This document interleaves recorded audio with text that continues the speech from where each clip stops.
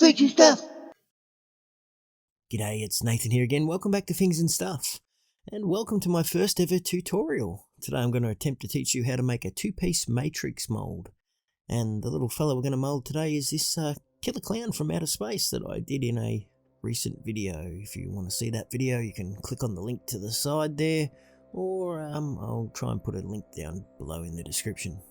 Anyway, without further ado, let's get on with it. Now, the first thing you want to do with your sculpture is give it a light coating of crystal clear or matte varnish or matte spray, whatever you want to call it. It's two purposes for this. One, it's going to actually protect your sculpture because, depending on the temperature, the monster clay could be a little bit soft and, you could leave fingerprints and tool marks and stuff like that. So it's going to offer just a layer of protection so that it's less likely to leave marks when you're laying up your clay wall and handling it and stuff like that.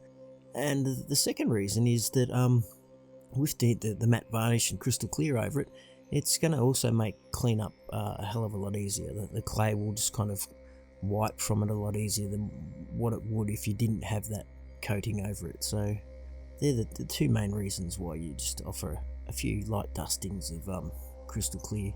You definitely don't want to put it on too thick. You don't want to drown out all your details and your wrinkles and your pores. So you also make sure it's very light and let it dry in between, and then just do 3 or 4 coats should do the trick.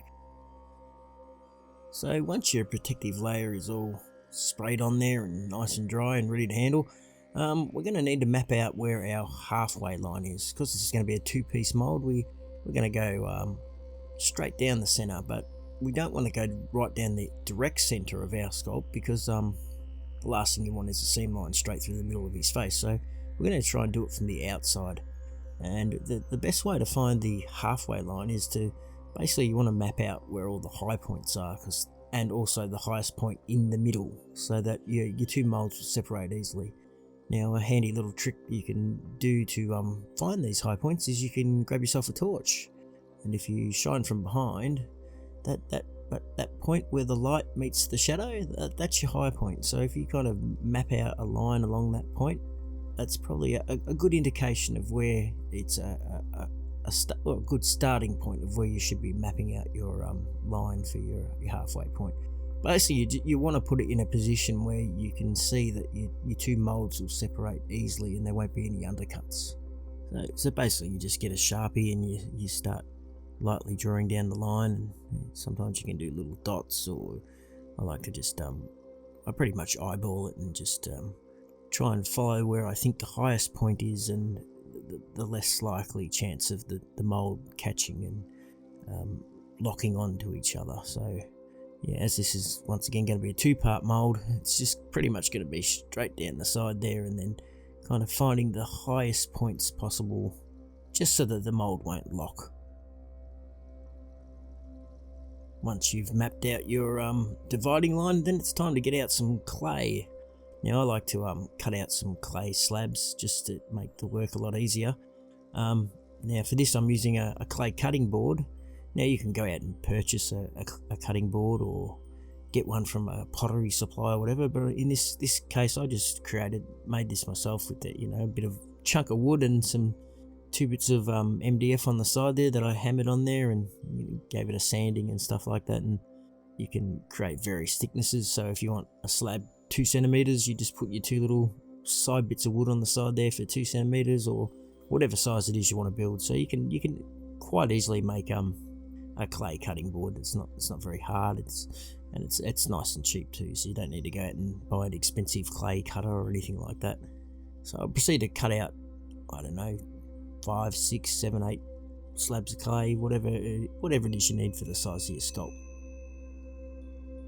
Once all your clay slabs are out and ready to go, then you just a trick I like to use a chunk of clay as a starting point, just to slap it down there and then try and get your sculpture to sit on top of that.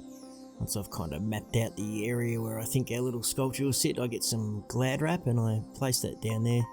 This is just going to protect our sculpture from getting covered in clay, or as we will get some clay on it, but this is going to make it get maybe a little bit less clay on it, so we can just pop it on there and then squish it down there. try and set him into place before we start laying down our clay wall. So then I'll grab the glad wrap, and once I've got him in place, and pull it up and kind of cover him to protect him until we've got our clay wall down. Then I'll pretty much just start grabbing clay and blocking it out around the sides, just building it up to our dividing line that we've drawn in our sculpture. Now you don't want to go all the way up to that line just yet. You want to leave roughly a centimetre or whatever size of those slabs of clay you've got sitting on the side there. So if your slab of clay is a centimetre, try and leave this bit of clay you're building up here just 1 centimetre short of that, so that way we can lay down our nice flat smooth bits of clay to sit. As you can see, like I'm just gauging whether I've got it the right height there, and then you can start laying down your clay slabs like around your sculpture, getting it nice and close and tight. So we can continue just building up clay around the edges there and getting it pretty close to complete around the entire surface, and roughly that half a centimetre or whatever it is below the dividing line that we've got. And then we're going to pretty much start laying down our clay slabs. So basically you just get one of your clay slabs and cut it to size. I like to cut them down into halves, and that'll give you a nice clean line to lay up against your sculpt. So you can just pop it on top there and then squish it down so that it's kind of lined up with your line, and then I basically just gently squash it in there, making sure that it squishes nice and tightly up towards the sculpt. And then using your fingers, you just slightly gently push it down, make sure that it's nice and tight, there's no real gaps. Basically you're going to continue this process until you've completely covered around your sculpt, and then you're going to start getting some tools and tooling it in and getting the clay as close as possible to your sculpt, really squashing it down and making sure there's no real gaps. Once you've completely covered around your sculpture there with your clay wall and you've got it all nice and pretty clean, then you just want to grab yourself a sponge and then pretty much go around the entire surface, getting it as flat as possible up against your sculpture's edge there. Just really nice, slightly damp, you don't want it too wet, and then just try and smooth out the surface. You basically want that surface as flat as possible, because that's going to be where your plaster will be, and your two plaster molds need to join together. So you definitely don't want any bumps and ridges and stuff in there where the two bits of plaster could lock. So you just try and get that as smooth as you possibly can. Once you're satisfied that your sculpture is encased in enough clay, then it's time to just pop down some paper towels on top of him and wet them down. Basically you just cover the entire surface of your sculpture in some wet paper towels. This is just going to just make it a lot easier to clean the clay off later, because we're about to put a whole layer of clay on this guy, and so this will just make cleaning off the clay a lot easier, and also protect him. So because if you're squishing down clay, you could actually squish down clay into all the details. Even though we have got our crystal clear on there, this is just going to be just another protective layer, just to really make sure we can clean it off. And without the clay, you'd pretty much have to scrub him and wash him to clean it off. So without the paper towel, you'd pretty much have to scrub him down and really pick the clay out to wash him off. So if you've got this wet paper towel down, it's pretty much just gonna lift off once you turn him over later on and try and clean the clay off. So it's always a good step to place down this wet paper towel, or you can, depending on the type of sculpture it is, if that was a stiff super sculpty sculpture, you could even lay over masking tape, I guess, if you wanted, or some other kind of protective measure, or even glad wrap. But for this I'm using wet paper towel. It's pretty cheap and easy, and it's because you can wet it down, the clay is going to pretty much stick to it. So once you've got all your paper towel down there, it's then time to cut out some clay, and we're going to still got these half a centimetre slabs of clay that I've got there. Now I'm just cutting out some clay here just so I can start laying it over the top. Now this clay that I'm about to lay on top is going to be the thickness of the silicon that we're going to use on our jacket. So basically this process that we're doing right now is we just pretend, instead of this is clay, let's pretend this is our silicon. So all the clay that we put down now is actually going to end up being our silicon later on. So we basically want it, you know, roughly that 1/2 centimeter thickness all the way completely over your sculpture, and the goal here is to completely cover it and then try and minimize or eliminate any undercuts. Now, undercuts are areas where, you know, the plaster may catch underneath and pull up, or, you know, bits where the sculpture may get caught. So you pretty much want to make this as smooth as possible and just eliminate any undercuts at all. So that's the job of laying down the clay here. So basically you just keep working around the sculpture and laying down the clay until you've got it completely covered. Now you don't have to be perfect. You can just keep slabbing on bits like this, filling in holes. It's not necessary to be 100% accurate or anything with this. You just basically, if you've got an even coating of clay over the entire sculpture, and then you can basically go get some tools and sponges and rakes and stuff, and then smooth that out afterwards. So one of the tools I like to use quite a lot is just a sponge. I like to get a little bit of a wet sponge, get the clay surface, you know, rather wet, and then I can just use my fingers and the sponge and smooth it out. Rakes are also good, and kidneys and rakes are also good tools to use for this type of thing. But yeah, I'm quite a fan of the sponge. The sponge seems to do quite a good bit of work here. Anyway, you get it all nice and smooth, and make sure there's definitely no undercuts. You basically want it at the widest point at the bottom there, and the thinnest points up the top.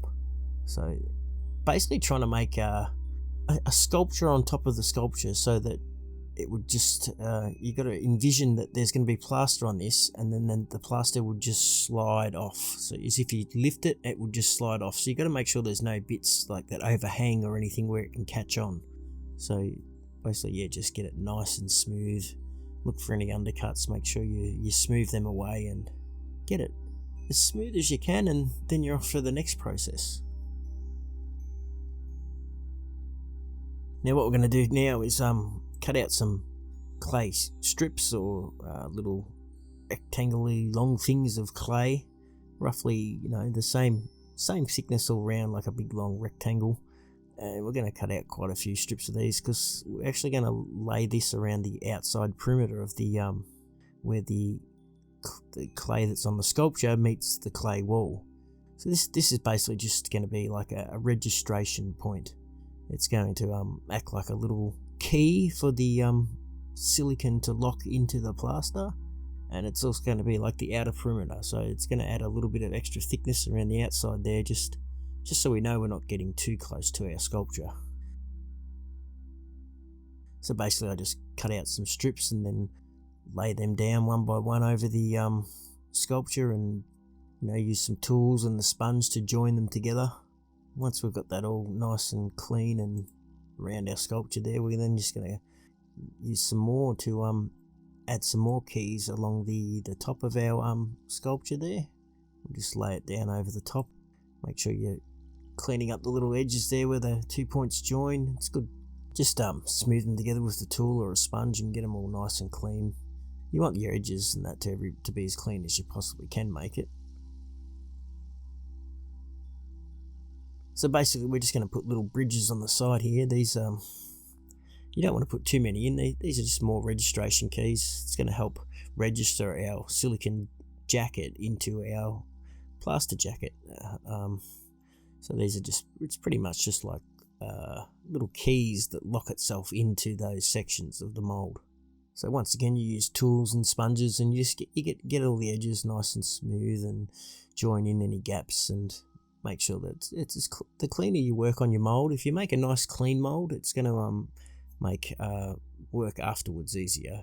If you just kind of haphazardly chucked it all on there and had lots of rough bits and stuff, it's just going to offer areas where the silicon can catch on the plaster and stuff like that. So it's always good to try and keep it as clean as possible. I always like to use a sponge, naturally, the sponge and water. It does mean you have to maybe get the hairdryer and dry it out at times, but keeping it nice and smooth. It just makes a cleaner looking mold, and also a mold that's easier to work with later on and less chances for trouble. So there we have our mold with the entire perimeter covered with keys, and then keys over the top and the sides. Now the next thing we want to do again is go back to our clay slabs, and we're going to cut out some keys that run along the sides. This will just make sure that the mold locks into the vertical or horizontal position, depending on which way your mold's facing, I guess. It's just going to ensure that those side bits don't shift up and down. So if you put these keys on the side, it's just going to make sure that your mold stays in place. Now, a lot of mold making is it depends on the type of silicon you use, how thick it is and stuff like that. If it was a super thin mold, you might need a lot of keys because you don't want your mold moving. Whereas if it's fairly thick and it's a strong silicon, you're not going to need that many keys because the silicon's pretty much going to hold its shape. So there's a lot of factors involved when making this, and that's just one of those things you have to learn by doing. It's really hard to teach undercuts and the type of silicon and what type of silicon you're using and stuff like that. So it's going to be one of those trial and error things. You just kind of practice it, learn from your mistakes, and then you go, oh, okay, that's an undercut. Oh, okay, that silicon at that point was way too thin and that's why it's floppy there. Oh, that silicon's too thick, so I can't really bend it to move it. So it's just a trial and error thing, and you will get better over time as you do it more and more often. I mean, I've done quite a few now, so basically I've learnt a lot of mistakes and made a lot of undercuts and ruined molds. So that's really the only way I can really recommend that you really learn it a lot. So then you anyway, you cut out your little silicon keys there, or keys that you're gonna put on the sides, and you just pretty much run them around at intervals. You don't need too many. You just basically where you think if the mold may slip and slide, you can just chuck a key down there. It's gonna prevent the mold from moving too much. The more keys the better, but with that said, you don't want to put in so many keys that it's absolutely ridiculous. And then the problem then you get to the problem where you could have way too many keys and at different angles, and then it makes it actually more difficult to get into the jacket or out. So yeah, there's a fine line between learning how many keys you need, how thick and stuff like that. But yeah, as I've said before, it's gonna be just one of those trial and error and learn as you go type things. So we basically just put a few keys, rectangular keys on the sides down there, around the sides, and get our sculpture ready for the plaster coating. Once again, use the same techniques, use tools, sponges, whatever techniques you like the best to smooth out clay and join edges and stuff like that. But once again, I like to use the sponge and hairdryer and work that process over and over again. You might like just using a flat spatula or some other kind of silicon tool or something. I kind of tend to use the whole box and dice. And then I actually laid up a clay wall just around the outer perimeter there. Just it's not necessary. You don't need to do it, but I like to do it as it's just going to be like a guide where I want my plaster to go, and don't want it flowing over the edges. Like, so you can make the mold and let the plaster flow over the edge and then kind of clean it up as it's starting to set, but I don't like to do that. I tend to make a little barrier. You know, I could even make it higher if you want and make sure no clay comes out at all, but this is just like a little barrier just to stop any plaster from flowing out over the sides, and so I always like to do that. It also makes your mold making look like nice and neat and a little cleaner. And then the next thing you want to do is you want to get like a toilet roll or a tube or something like that, and then place it into the top of your sculpture. You want to put it in at the highest point because that's where you'll be pouring in the silicon. Then it's time to mix up some plaster. For this I'm using Ultracal. You basically put in your water and then add the plaster to that, and you just keep adding the plaster until it's a creamy consistency. And then once you've got a nice creamy consistency, I then just like use a brush and start trying to layer it on there with the brush. you kind of got to work pretty quick, because this ultracal works. It starts to set within maybe 15-20 minutes. It kind of gets to a point where it's workable, and then all of a sudden it's not. In a very short time frame between it working and then not. It starts to gel, and then you kind of really can't push it after that. Otherwise, you're just going to weaken it. So you try and work a little bit quick. I'm being light at the moment with the brush, just trying to really make sure the plaster kind of slops into all those little details, and I don't want any air trapped in there at all. So I'm just being a little gentle and just kind of flicking it on there. And then I'm using like a little brush here to try and get right in there and make sure there's no air in amongst where those keys are and stuff like that. The more you go, you can just keep working more and more plaster on there. Thicker, more plaster. Put more plaster down and start working a little bit quicker once you've filled in all those gaps. The kind of plaster, as you kind of leave it there and leave it untouched, it will kind of firm up and thicken. So if you by the time you've worked around the sculpture, the parts you've worked on at the start should be a little bit firmer, and when you add more plaster to it, it'd be less likely to move. So it's a kind of gradual process of working constantly around the sculpture and slowly letting it firm, and then adding more, slowly letting it firm, add more. And now if I had a big sculpture here, like a full head size or something, I would put on a layer like this of plaster, and then I'd back that up with a layer of burlap and plaster just to add some strength and fibres into the plaster. But as this is a fairly small mould, it's by no means a big mould, it's just the plaster alone should be enough. It's going to be a fairly strong mould with just the plaster. There could still be a risk of cracking and breaking depending on the amount of pressure needed to separate them, but because of its size, I'm not too worried about that. So I'm just using just plaster only here.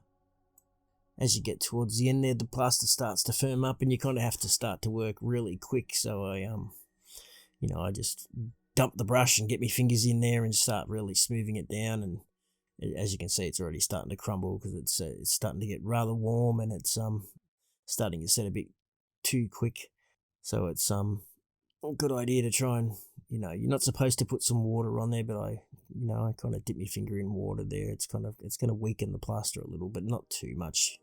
And then I just pretty much try and clean up and get the outer surface as nice as possible, because if you've got a nice smooth clean surface there, it's gonna make things later on a lot easier, and you've got nice clean mold, less troubles later on. Now usually if you've got some burlap, you can get some dry burlap and run it over the plaster there, but here I'm just using a slightly damp cloth to try and smooth out the plaster a little bit. It has firmed up quite a bit at this stage, and I have kind of left this process a little bit too late, so it's a rather bumpy outer mould. It's not the best mould I've done. It's certainly not the cleanest on the outside, but that's the kind of fine line you have when trying to go from piling on the plaster to finishing it off. It's a very quick amount of time you've got. You don't have much time to go from putting it down to then refining it and smoothing it, so we'll just leave that to set. You can also come back later on with sandpaper and stuff like that if you're really worried about it, but it's pretty close to smooth.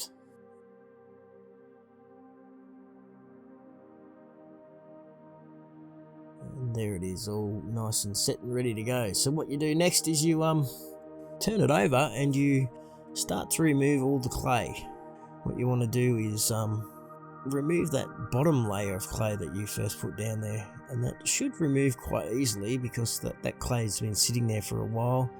And you pretty much, I like to recycle the clay here. I like to kind of squish it down there because I'm going to just use this clay as a kind of a place to sit down this mold now. I'll take away off these little bits of clay off the side, and the clay that I have placed over the sculpture, it should pretty much stay there intact because that's a different batch of clay. It's the first initial clay was sitting there longer, so it's kind of dried out a bit, and this other clay was placed on there afterwards, so it's a little bit wetter, so that's why that should separate easily.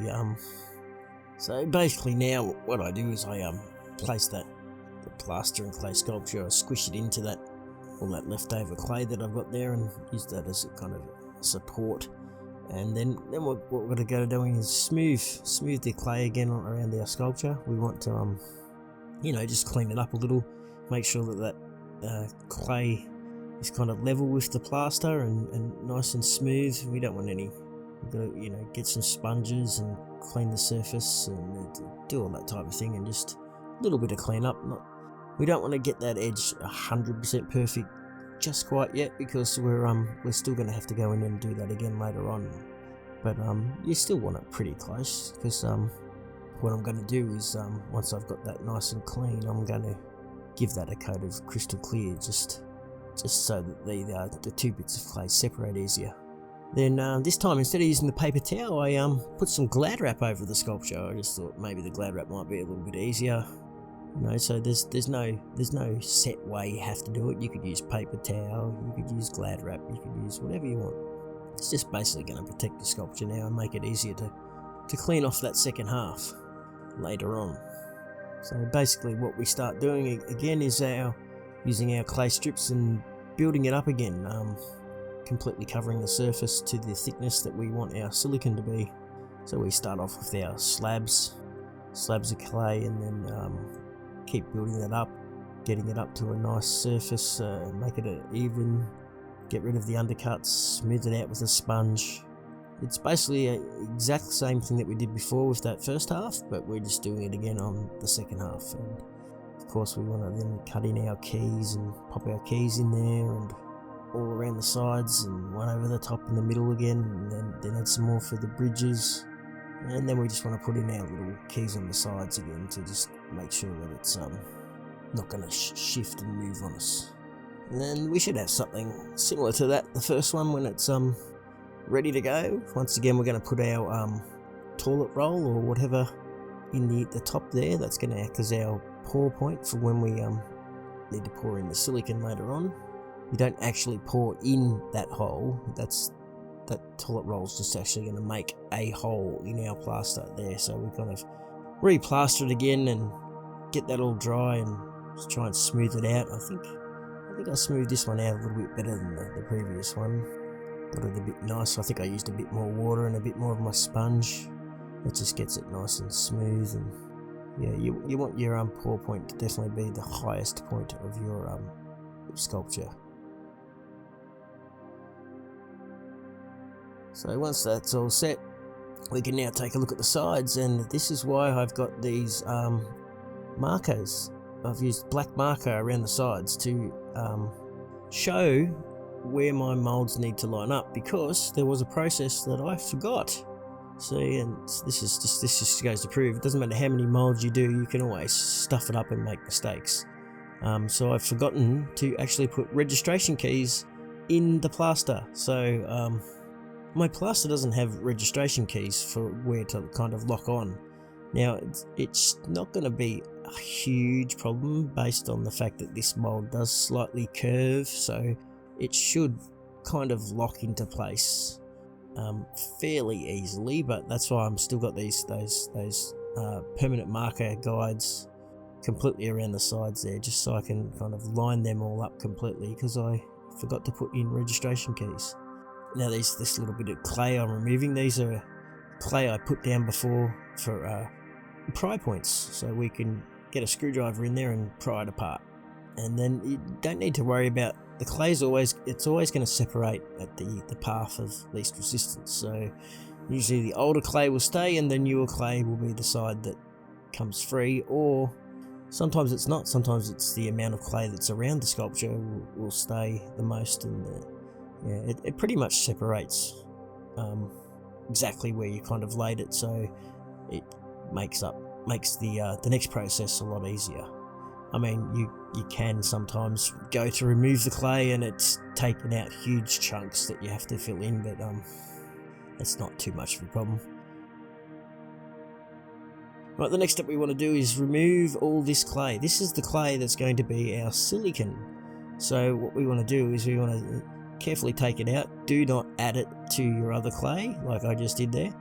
What you need to do is you grab a cup and you need to squish it into a cup.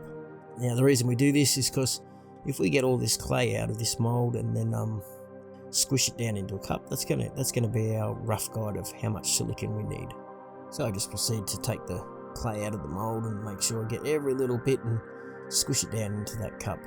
Use tools and whatever it is you need to get the clay out of all the key areas and stuff like that. Once you've cleaned out all your clay, you need to find all the low points of your mold, which will, when turned over, will actually be the high points. So we need to find, basically we want to find where the air will get trapped when we turn it over. So we're going to drill out where I think the air will get trapped. So, basically straight down the bottom in the middle here looks like a point where air may get trapped. So we get a drill and we just proceed to drill out holes in all the areas where we think air may get trapped. You do need quite a few holes, depending on the size of your plaster mold, but basically that's what we do. We pull out, drill holes in all the keys there, and this is going to help when we pour the plaster in. All the holes are actually going to act as a way for the air to escape, and that's actually going to help draw the silicon in. But before we put that plaster piece back on and pour out the silicon, we need to smooth up this clay wall against the sculpture again one final time.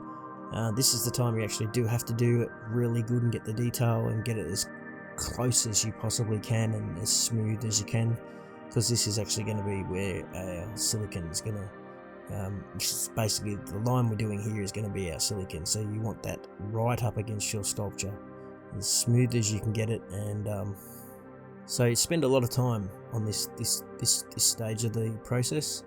Make sure that clay is as clean and as close to that sculpture as you can get it. So once you've cleaned off most of the clay and got your edge as close as you can, you can use sponges and silicon tools and even like a dab of a little brush with some water, just slightly getting it. I like to be a little bit perfect with this bit and try and get it as smooth and as close to a 90-degree angle from my sculpt as possible.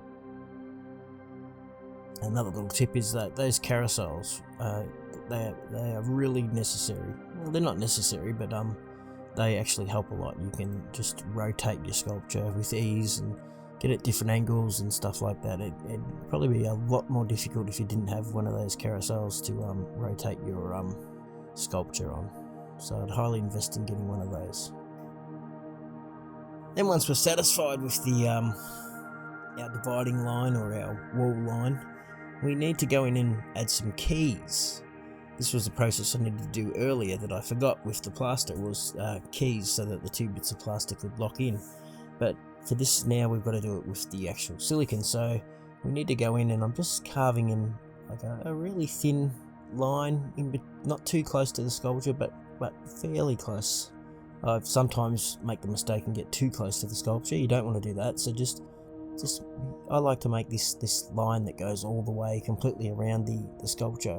It acts as a key, and it also acts as like a gasket, so like when you're pouring in resin, the less chance of resin pouring out through between the molds because there's like a little gasket there. So that's the way I like to make my keys with the silicon.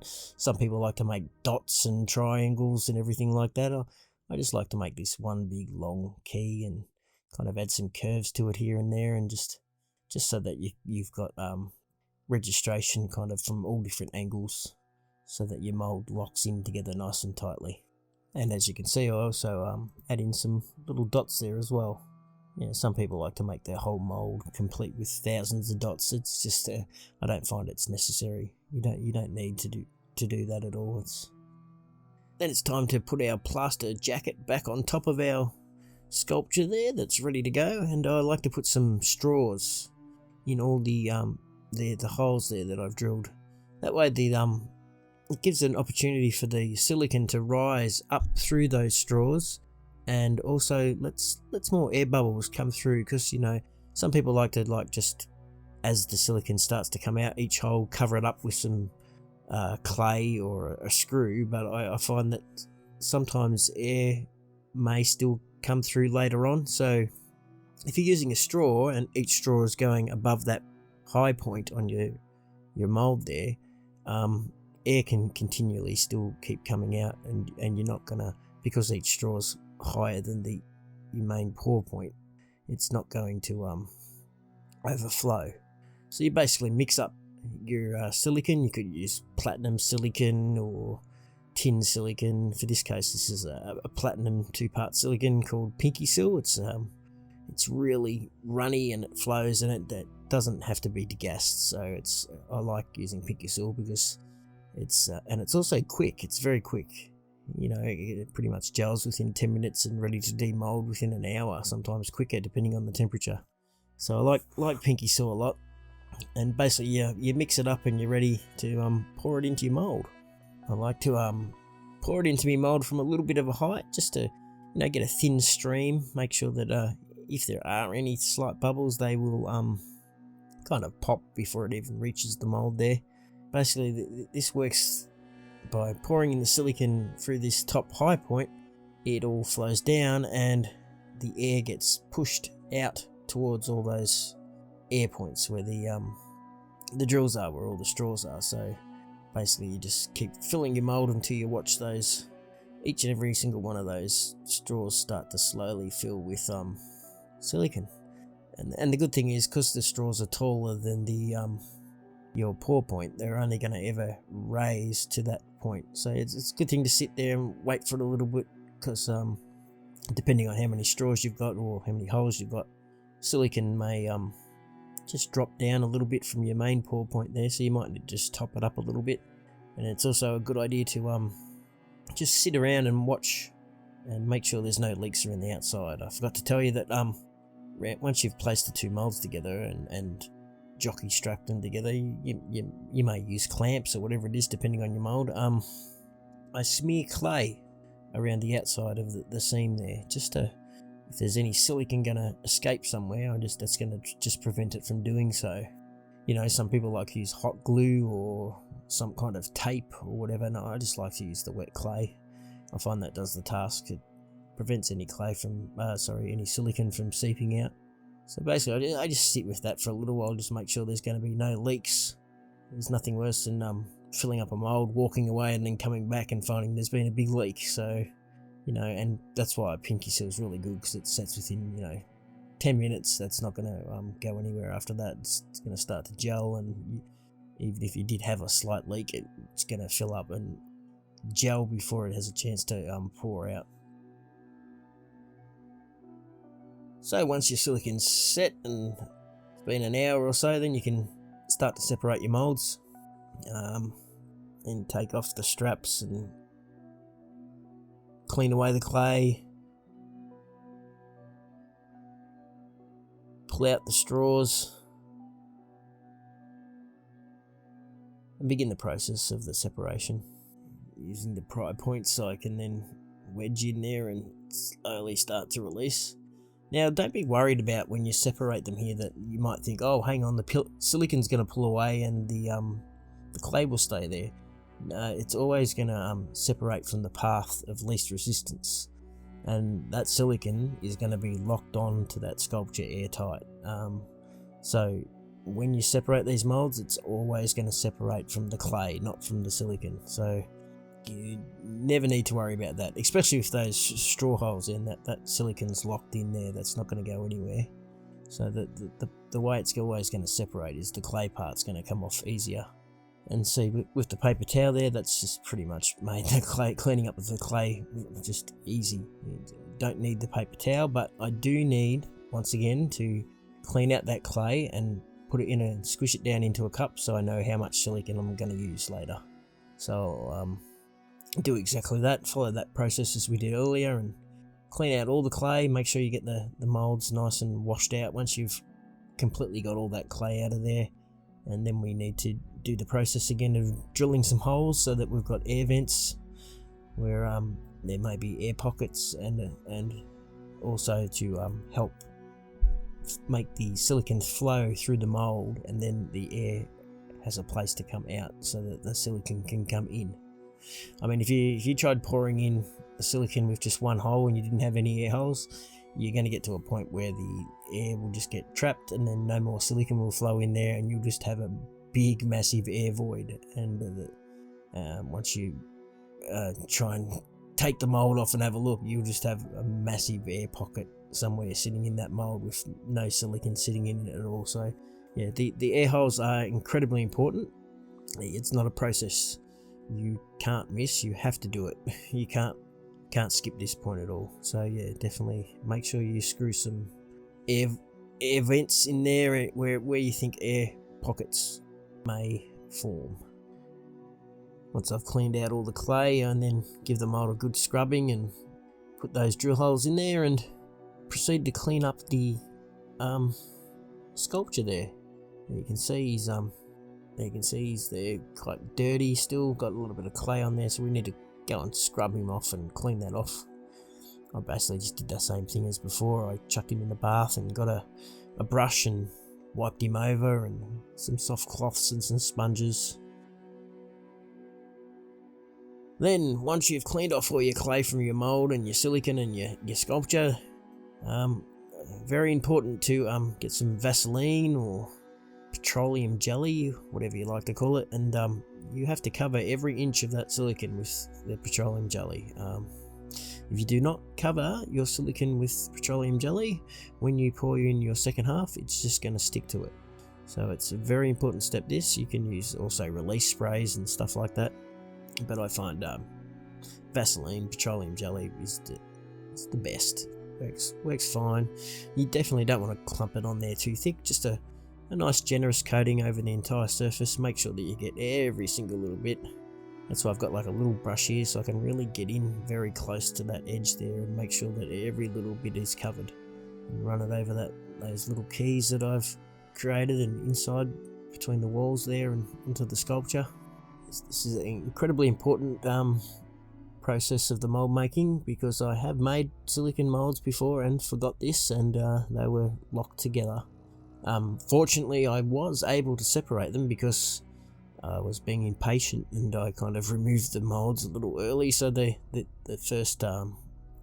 second layer of silicon hadn't fully cured 100%, and so it did tear itself off, but it was stuck on there.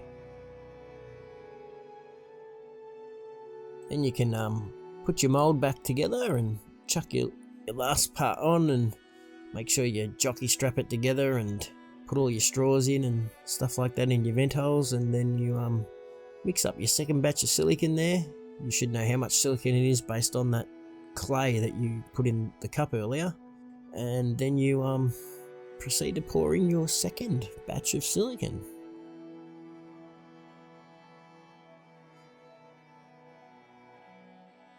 Once again, I like to pick up the mold and kind of give it a few slight rotations and stuff, just to kind of help out any air that may be trapped somewhere, or just make sure the silicon's really working its way around inside every single little detail.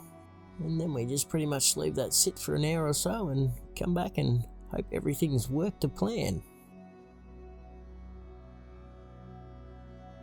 Once our silicon is set, we can then take off our jockey strap again and clean off all that excess clay we've got around the clay walls, trying to prevent any silicon from seeping out. It can pretty much just come off with your finger there. Sometimes you have to use a tool to get it off, and later on you're going to want to clean it up with a nice cloth and make sure your molds are all nice and clean. I'm peeling off this base here with the bit of plastic that I've got covering that end hole, just hoping that worked, and it naturally then it did flow into the slight gap that I've got there, but that's not really a problem. I can cut that away, so that's no biggie. Here I am cutting away that excess silicon that went over my pour point there. So I've designed this mold so that I can just pour in the resin straight from the bottom of the mold there until it's full. Let me just get our screwdrivers and work into our pry points there, and just slowly work away, one little bit at a time. You don't want to just sit there and try and crack it, or you end up cracking your mold. So you just slowly work away, little bit by little bit. A little bit on that side, a little bit down there, and then go back to that one, and then maybe use two together at the same time. There's a lot of suction, which is keeping the mold firmly stuck together, so you need a little bit of pressure, but you don't want to do it all at once. So you kind of want to just slowly release the suction, and it will eventually just kind of pop straight off. But you definitely can't work it too quick. You've got to work very gently, very softly, and eventually it's just gonna, as soon as the kind of suction gets released, you'll find it just goes pop and opens straight up. You may have to turn it over a few times and, you know, work on the other bits. And there you go, it just popped just like that. And as you can see, it's actually a pretty good mold. Sometimes you can get molds to separate perfectly and not pull on the jacket at all. In this case, it did pull on the jacket a little, so I'm gonna have to take that out and trim those little bits. But the side where it didn't, it's sitting in the mold perfectly, so that means it's going to release from that side perfectly every time. So this side I'm going to have to, I'm going to have to clean out the clay there, but I'm probably going to have to take out the jacket and then trim those bits and put them back in. So then I'm basically just, you know, using a bit of brute force trying to get this sculpture out. Sometimes you can pull out a sculpture and it's perfectly intact, and other times it's going to break.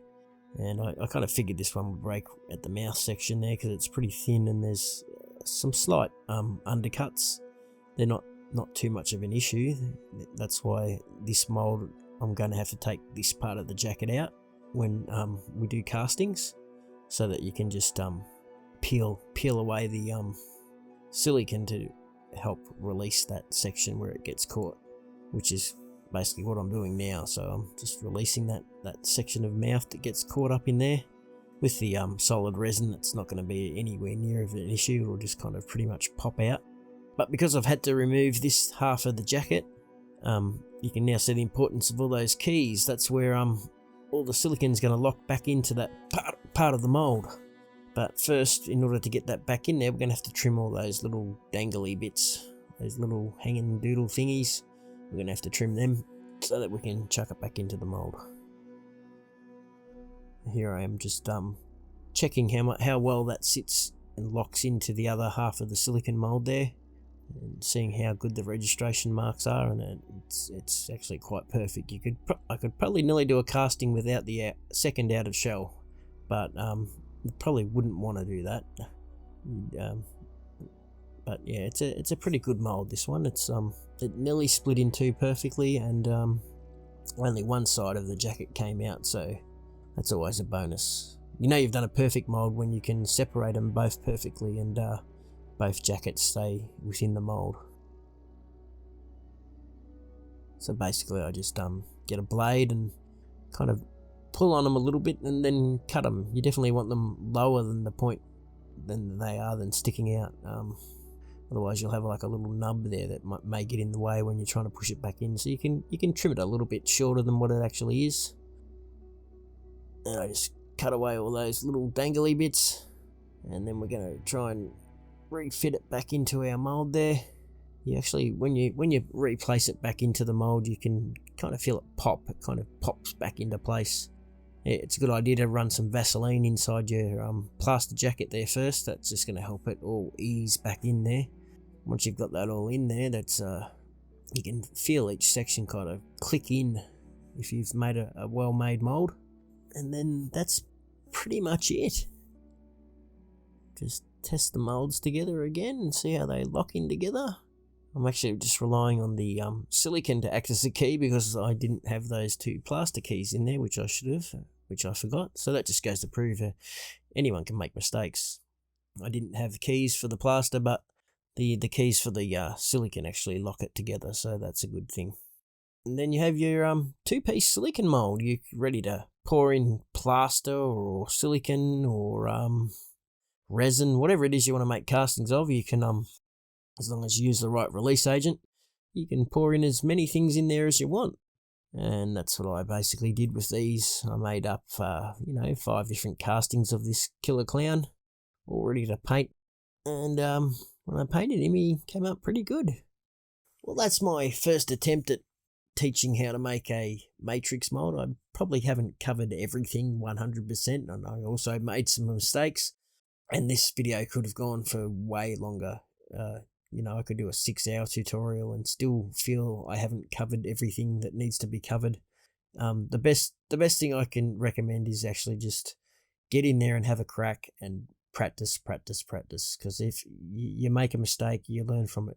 Because it's really hard to teach undercuts until you've actually made a mold and made an undercut, and then like, oh bugger, that sticks. Okay, I need to do that. Don't need to do that again. And this likewise with the thickness of the silicon and how many keys you need and stuff like that. It's all just a trial and error thing. So I recommend get in there, grab some clay, get a sculpture, make a mold, and see how it turns out, and kind of learn from all your little mistakes. As for now, that's it. Thanks again for watching Things and Stuff. If you did learn something, then well, you've done well.